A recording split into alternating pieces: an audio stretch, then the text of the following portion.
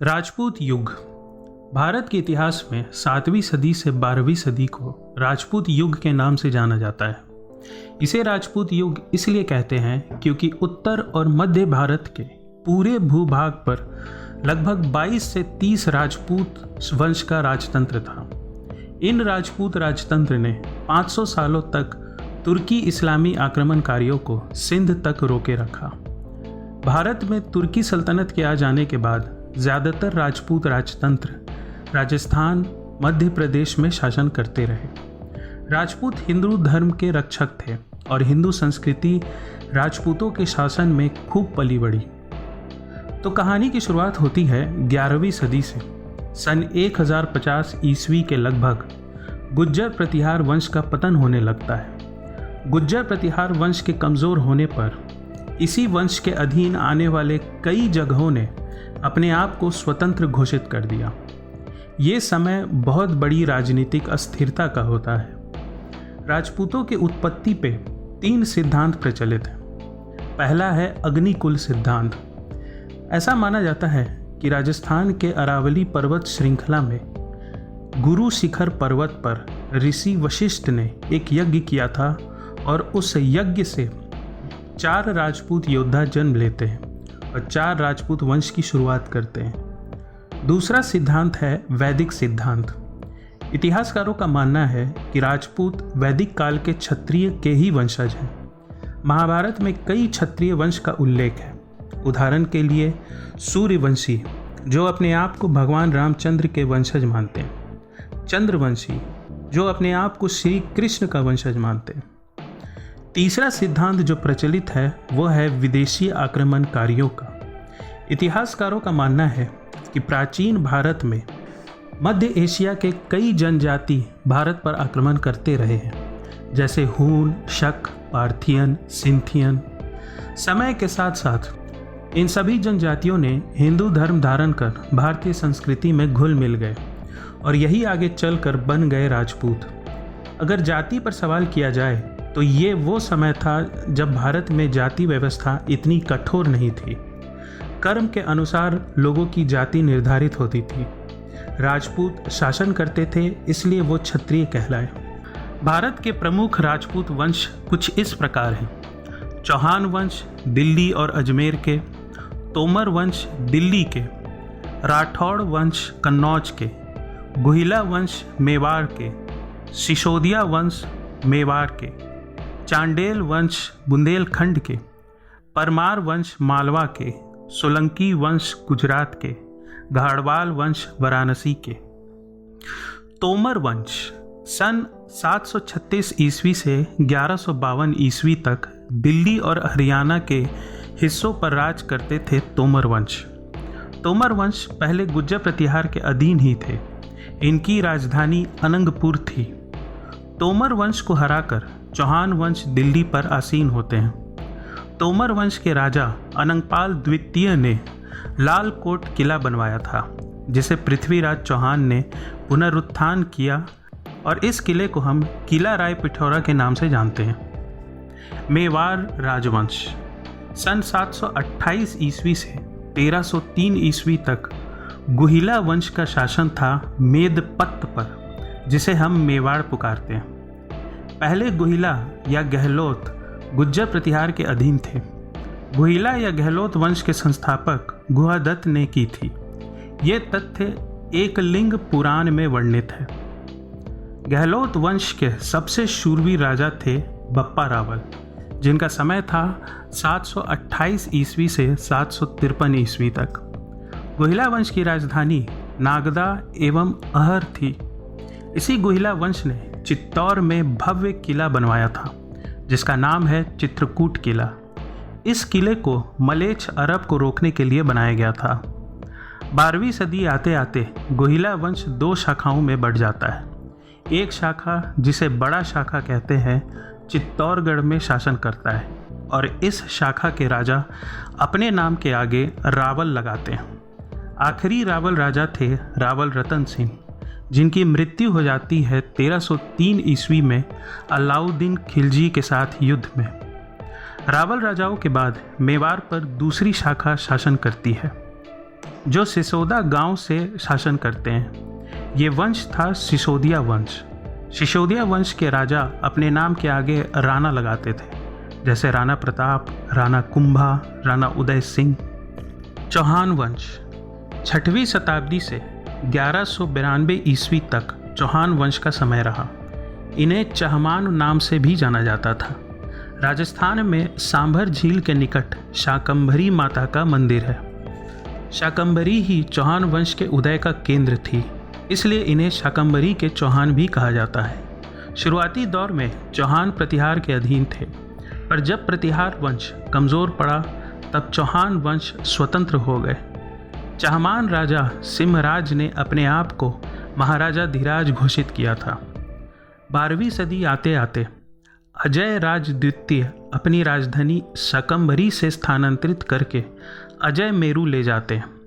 अजय मेरू को हम अजमेर नाम से जानते हैं। इसी कारणवश इस वंश को अजमेर के चौहान कहा जाता है। अजमेर और राजस्थान के कई भाग पर विजय प्राप्त करने के बाद चौहान ने उत्तर की ओर रुख किया और तोमर वंश को हराकर दिल्ली पर शासन शुरू किया।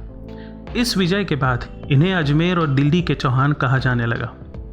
चौहान वंश फिर पंजाब की ओर रुख करते हैं। उसी समय अफगानिस्तान में गुरीद वंश का शासन था, जो गुर से शासन करते थे। चौहान वंश और गुरीद वंश में युद्ध शुरू होता है। मोहम्मद गुरी मुल्तान और उच्च पर विजय प्राप्त करता है। उसी समय 11 वर्ष का बालक अजमेर के सिंहासन पर विराजमान होता है। ये चौहान है पृथ्वीराज चौहान तृतीय। पृथ्वीराज चौहान तृतीय 16 साल की आयु में ही बहुत लड़ाइयाँ जीतते हैं और हर दिशा में चौहान वंश का विस्तार करते हैं। इन्होंने महोबा के चांडेल को हराया। इन्होंने मोहम्मद गौरी को ललकारा। ये लड़ाई तबर हिंद जगह पर अपने अधिकार को लेकर शुरू हुई। पृथ्वीराज चौहान तृतीय और मोहम्मद गौरी के बीच में 2 तराइन का युद्ध होता है। पहले तराइन के युद्ध में पृथ्वीराज चौहान तृतीय मोहम्मद गौरी को बुरी तरह पराजित करते हैं और 1192 ईस्वी में दूसरे तराइन के युद्ध में पृथ्वीराज चौहान स्वयं पराजित हो जाते हैं और उनकी मृत्यु हो जाती है। इस युद्ध के बाद चौहान उत्तर भारत में कमज़ोर पड़ जाते हैं, पर चौहान वंश के कई शाखाएं भारत के अलग अलग भागों पर मजबूती से शासन करते रहती हैं। अब आते हैं गहाड़वाल वंश वाराणसी के। सन 1089 से 1197 तक वाराणसी में गहाड़वाल वंश का शासन रहा। सन 1089 में चंद्रदेव राजा ने स्वयं को स्वतंत्र घोषित करके गहाड़वाल वंश की स्थापना की। चंद्रदेव पहले कालाचूरी वंश के अधीन थे। सन 1114 ईस्वी से 1155 ईस्वी तक गहाड़वाल वंश अपने चरम पर था और इसके प्रतापी राजा थे गोविंद चंद। राजा गोविंद चंद्र ने कई युद्ध लड़े। इन्होंने गजनविदों को रोका और पाल वंश से भी युद्ध किया। सन 1194 ईस्वी में राजा गोविंद चंद्र के पोते राजा जयचंद्र गुरीद से पराजित होते हैं और उनकी मृत्यु हो जाती है। जयचंद्र के बाद भी इनका वंश खत्म नहीं होता। इनके वंशज वाराणसी में शासन करते रहते हैं। इन्हीं के एक वंशज राजस्थान चले जाते हैं और राजस्थान जाकर एक नए राजवंश की स्थापना करते हैं। अब ये राठौड़ वंश के नाम से जाने जाते हैं। इन्हें शुरुआत में कनौजिया राठौड़ भी कहा जाता था, क्योंकि इनकी शुरुआती राजधानी कन्नौज थी। जयचंद्र के ही पोते थे राव सिम्हा, जिन्होंने पश्चिमी राजस्थान में राठौर वंश की स्थापना की। आगे चलकर यही राठौर वंश जोधपुर पर शासन करते हैं। जोधपुर का नाम राजा राव जोधा के नाम पर ही पड़ा, जिन्होंने मेहरानगढ़ किले को बनवाया था। अब आते हैं गुजरात के सोलंकी वंश में। सोलंकी वंश को चालुक्य भी कहा जाता है। सन 940 ईस्वी में मूलराज ने सोलंकी वंश की स्थापना की थी। सोलंकी वंश मुख्यतः गुजरात, राजस्थान एवं मालवा पर शासन करते थे। इनका समय रहा 940 ईस्वी से 1244 ईस्वी तक। इनकी राजधानी थी अनिलवाड़ा। इसी सोलंकी वंश के एक राजा भीमदेव के समय महमूद गजनी ने सोमनाथ मंदिर को तोड़ा था। इसी वंश के एक राजा कर्ण ने साबरमती नदी के किनारे कर्णावती शहर की स्थापना की, जिसे हम आज अहमदाबाद शहर के नाम से जानते हैं। अब आते हैं बुंदेलखंड के चंदेल वंश में। 9वीं शताब्दी से 13वीं शताब्दी तक चंदेल वंश का शासन रहा। यह मुख्यतः बुंदेलखंड इलाके पर शासन करते थे। बुंदेलखंड को चेजक भुक्ति के नाम से भी जाना जाता था। सन 831 ईस्वी में चंदेल वंश की स्थापना राजा नन्नुक ने की थी, मगर राजा नन्नुक स्वतंत्र नहीं थे, वे गुर्जर प्रतिहार के अधीन ही थे। 10वीं सदी में चंदेल राजा यशोवर्मन पहली बार स्वतंत्र होते हैं, परंतु राजा यशोवर्मन भी प्रतिहार वंश को अपना स्वामी मानते थे। सच्चे मायने में राजा धंग ही चंदेल वंश के संस्थापक कहे जा सकते हैं, जो पूरी तरह से स्वतंत्र थे। इनका समय था सन 950 ईस्वी से 999 ईस्वी तक। इनकी लड़ाई मालवा के परमार और त्रिपुरी के कलचुरी से होती है। चंदेल वंश की सबसे बड़ी कीर्ति है उनके द्वारा बनाया गया खजुराहो का मंदिर। 11वीं सदी के बाद चंदेल वंश पर लगातार गुरीद सल्तनत का आक्रमण होता है। 13वीं सदी की शुरुआत तक चंदेल वंश का पतन हो जाता है और दिल्ली सल्तनत जीत जाती है। अब आते हैं मालवा के परमार वंश पे। 9वीं सदी से 14वीं सदी तक मालवा में परमार वंश का शासन रहता है। इनकी राजधानी उज्जैन एवं धार होती है। परमार वंश पहले राष्ट्रकूट वंश के अधीन थे। सन 972 ईस्वी में परमार राजा सियाक ने राष्ट्रकूट वंश को समाप्त कर परमार वंश की स्थापना की। परमार वंश मुख्यतः शैव धर्म के अनुयायी थे और इन्होंने कई शिव मंदिर बनाए।